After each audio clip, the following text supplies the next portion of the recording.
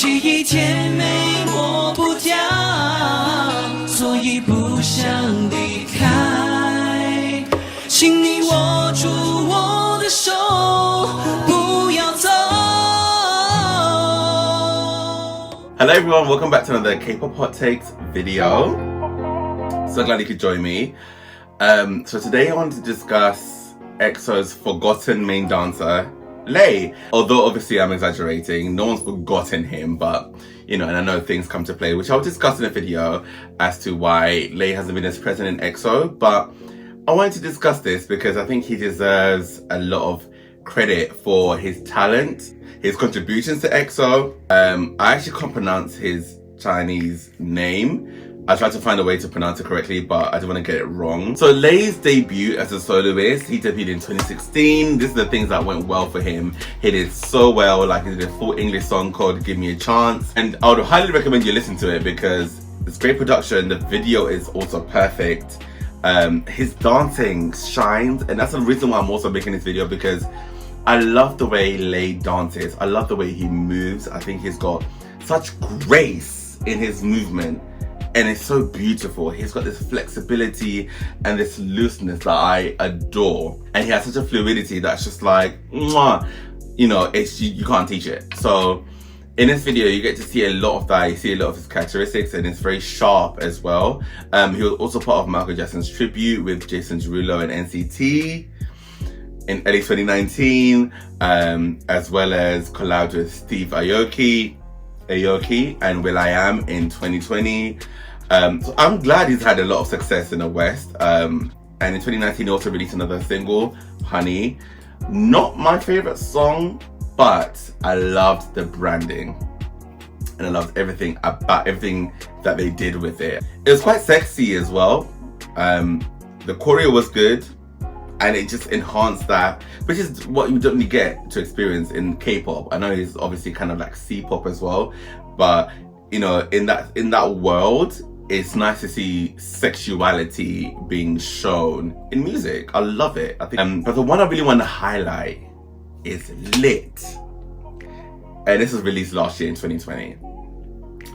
You can tell he really invested in delivering this whole cinematographic experience that makes it, I think it's one of the most impressive K-pop videos I've ever seen, or music videos period, because it's like a movie. It's literally the scale and the planning it took. Obviously he's someone who cares about his art, and also I love that he incorporated these traditional East Asian sounds and vocals and sampling, which adds a lot of authenticity to the music that he's making.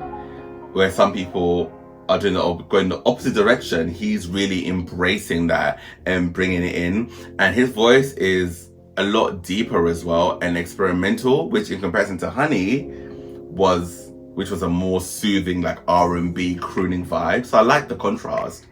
And it shows like, oh my god, this guy has vision and he knows what he's doing. And going back to his dancing, also he did showcase his dancing as well, but not to the extent of his other stuff. But I have to say, I feel like his fan cams should be studied, because although he leans on a masculine side or hip-hop side, he has such beautiful grace, and like I mentioned before, and it's very enjoyable to watch. And he's similar to, he loves Michael Jackson, so his influence is clear because he has that performance flair that he adds. And like I mentioned before on my other video when I was talking about my top 10 dancers, he has smooth, relaxed, open hands, and they feel, I love that because it just feels like he's very free in the motion, very fluid, which I love. And it's just like, it looks expressive as well. Like it just feels beautiful to watch. I don't know if he's had any Chinese, traditional Chinese training or any contemporary training. I don't know. If anyone knows, please let me know. But I think that's what also drew me to him and why he caught my eye.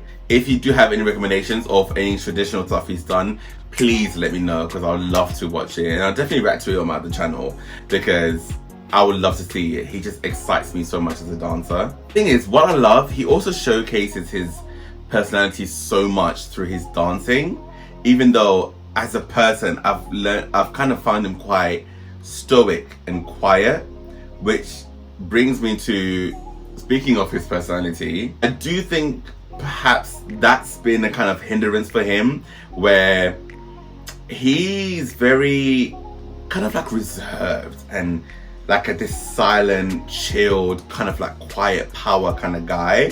Hard to describe, but you know, it's one of those people, when I've seen him on like variety shows, or when I've seen him on competition shows, I want to know a bit more of who he is. And I've seen a bit of that, but he's got this guardedness, which I think can be a hindrance, because we obviously in the K-pop community, you have a lot of crack personalities and a lot of outgoing, extroverted people, but everyone is obviously different. Everyone has their own way of being who they are.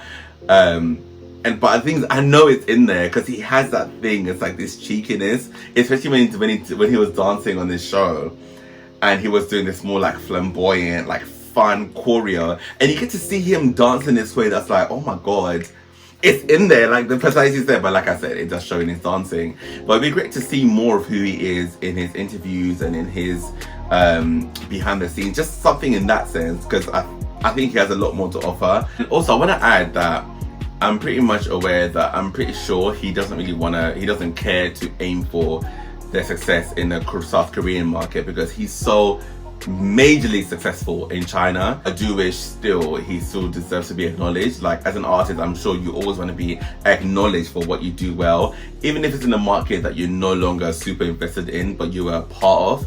I think it would be nice to have that. I remember with EXO and EXO-M, the Chinese subunit, in the early days, they became the biggest group in Korea, achieved and broke so many records, won so many awards. I'm aware of how K-pop companies, some in particular, treats their Chinese members and how they treat them in the past and in the present.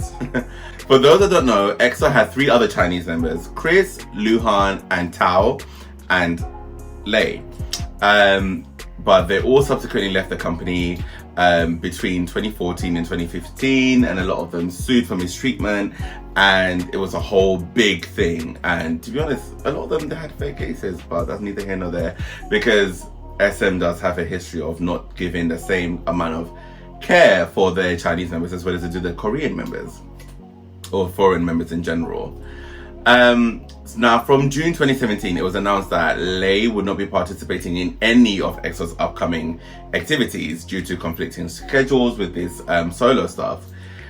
It's now 2021. Thank God, don't fight the feeling. He returned, and it was actually my favorite part. I think he suited the song the most.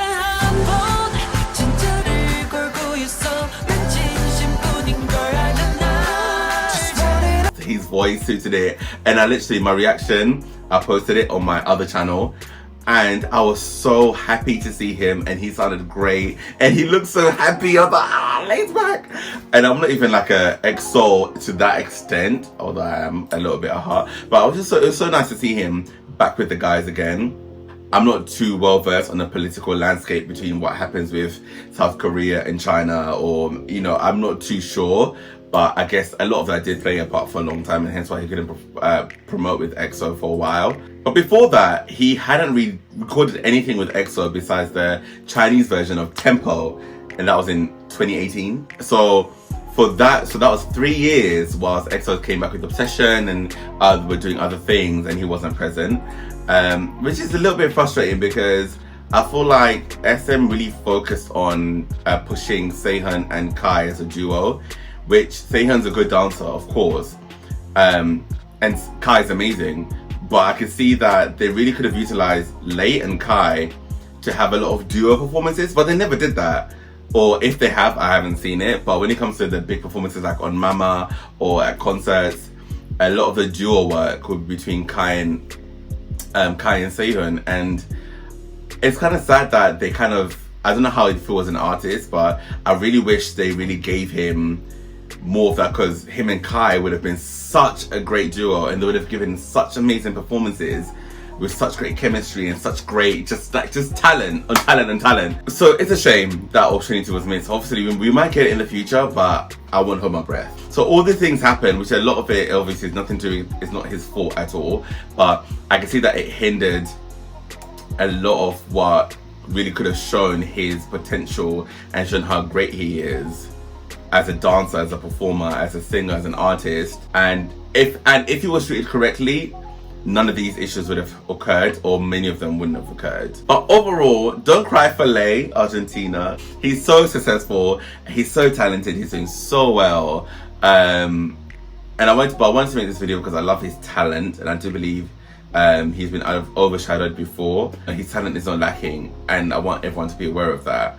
I have heard of, you know, what's happened politically and his beliefs, but I can't speak on things I don't know too much about on. I'm just here to talk about talented people and what they do. I hope you enjoyed this video.